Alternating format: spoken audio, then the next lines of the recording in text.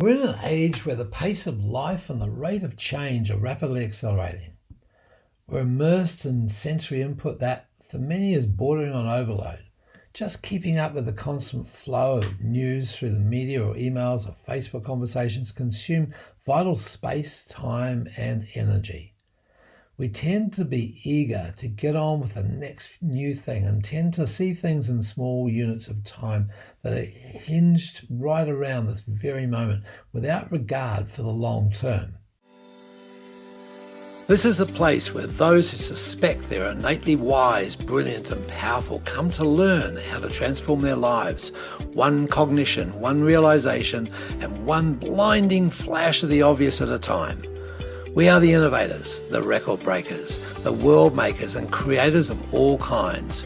We supersede the suppressive worldview of mass ignorance and awaken the strength within. We are waking up to our innate secrets. My name is Dr. Mark Postles and welcome to the In8 Secrets podcast. It's an age of expediency and it can be very costly. The state of immediate gratification, of instant results, of feeling good right now can be a block to long-term sustainability and success in our life, our business, and indeed our planet. I was recently in the centre of Australia. Having visited Uluru, or Ayers Rock as white folks call it, I got some big hits of perspective. Now, this heritage-listed sandstone structure is an iconic Australian landmark, and untold thousands of people from around the world flood to view its magnificence at sunrise and at sunset, and to walk around its base and to scale its shiny surface and make it to the top. So I went to the rock with the goal of climbing this monolith. Now, it would be another tick off my bucket list of things to do in my accomplishment-driven life. I was looking forward to racing out to the rock and conquering it as soon as I could after arrival. But as fate would have it, the group of friends I were with decided to spend the first couple of days exploring the surrounding desert and taking in some of the Aboriginal cultural sites. So throughout the next couple of days, we were within sight of my goal. From a number of different vantage points, we could see the rock. The rock was there, and there was something within it that started to shift in me, though. My perspective was shifting.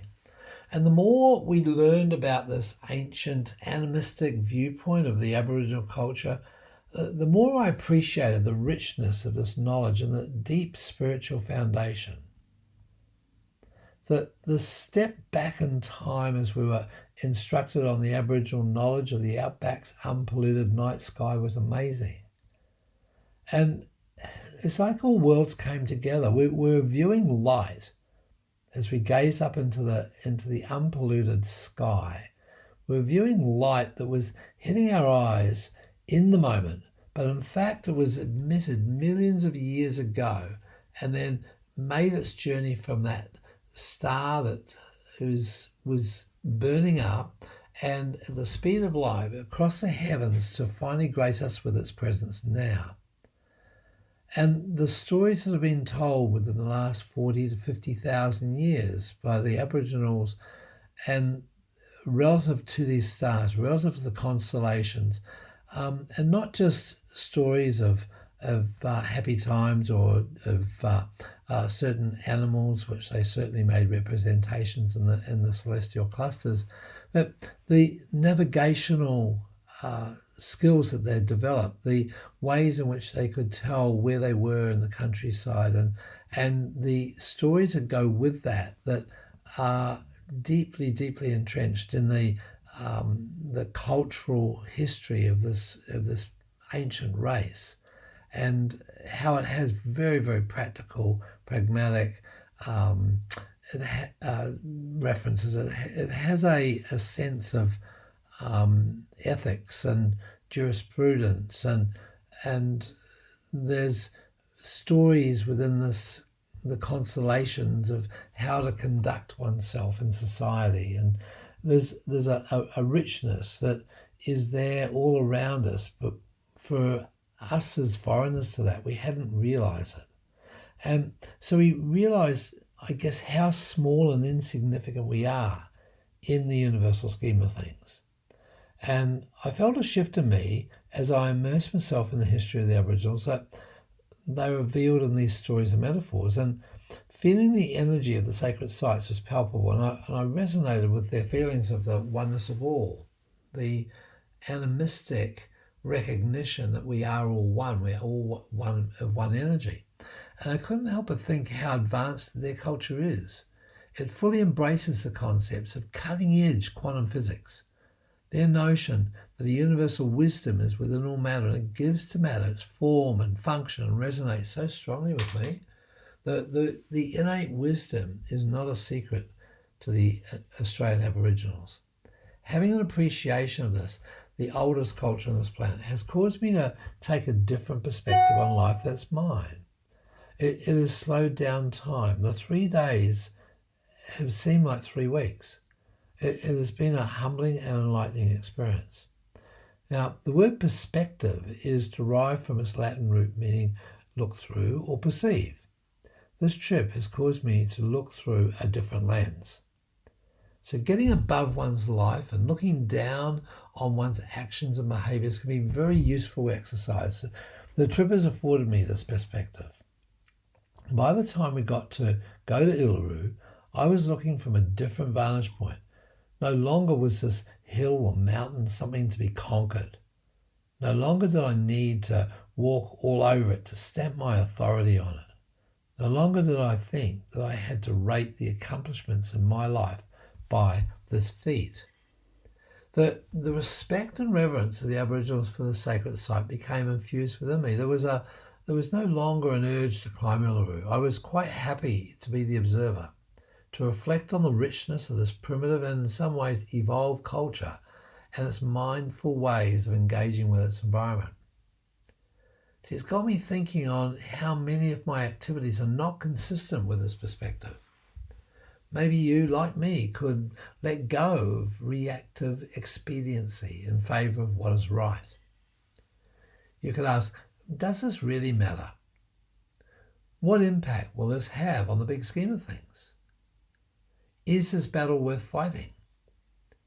And am I majoring in minors? Am I seeking immediate gratification? My grandmother used to say, the hurrieder I go, the more behind her I get. Now, despite the spelling and the grammar, I think that this message is well worth considering in our fast-paced world.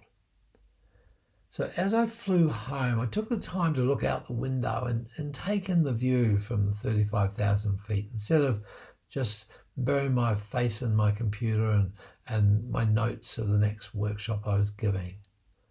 This perspective is a wonderful place to consider the happenings and the events of the world from a detached perspective.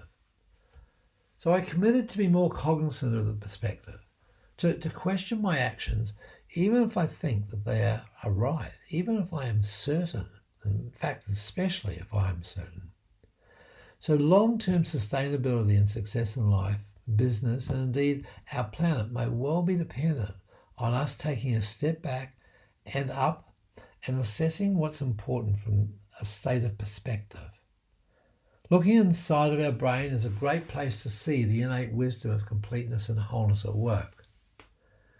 There have been an interrelated theme in the past 3 editions here, and to summarise them, I would say this. It is essential for us to embrace all states as shown in the innate model. We looked at the importance of reaching out to the future and trusting the flashes that present themselves when we surrender to a bigger source. When we embrace the notions that flood in, when we use our brain as a receiver of the infinite field of information in which we are bathed, it's humbling, it's insightful. So foresight is essential to creative thinking and the process of future-proofing our life. This Quadrant 1 activity transports us to the land of possibilities and potential and equips us with the drivers to seek that which is waiting for us. Now, hindsight is essential as a Quadrant 2 check from the past experience. For our survival, we want to ensure that we're not walking innocently into a threatening situation. Our past collection of references will always alert us to problems and threats and is working to make sure that we won't get hurt. The challenge in life is to listen to the warnings and then make sure that they are questioned as to their validity in the present time. They may have been very necessary back then, but may have a relevance now which is or could be questioned. And so we still need to heed them and act as if now is back then, if it's appropriate, but oftentimes it's not. So it's about being aware of the message we're getting from our hunches and from our survival-related instincts. So a healthy dose of caution is appropriate, but to live according to past evidence inhibits growth. An evidence-based life would stop fun, stop progression. So look in the rear vision mirror from time to time, but don't drive looking at it all the time. Insight is our quadrant 3 part, where we use the stillness of the present time to immerse ourselves in our art and become the artist, become the subject, become one with all.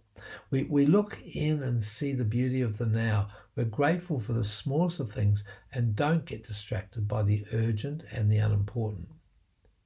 This is where we do our best work, consistent with the vision and modified by the references from the past. This brings us the big overview or perspective. This is driven by our lack of attachment with stuff and a willingness to elevate and observe the big picture.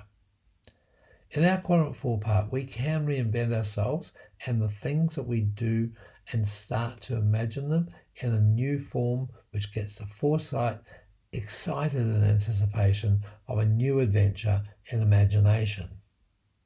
So this innate observation of how we develop perspective will serve you well in every area of your life and business, rendering you the ability to deliver way in excess of the average person.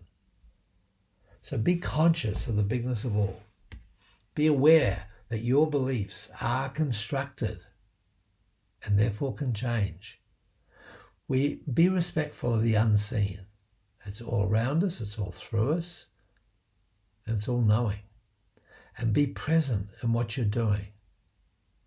Be one with the thing. Be one with whatever your focus of your artistry is. And above all, enjoy the journey. Let us show you how to fire your brain in ways that serve you so that you can be confident, connected, and bring joy and passion into what you do every day. Get a free copy of my book, The Innate Model.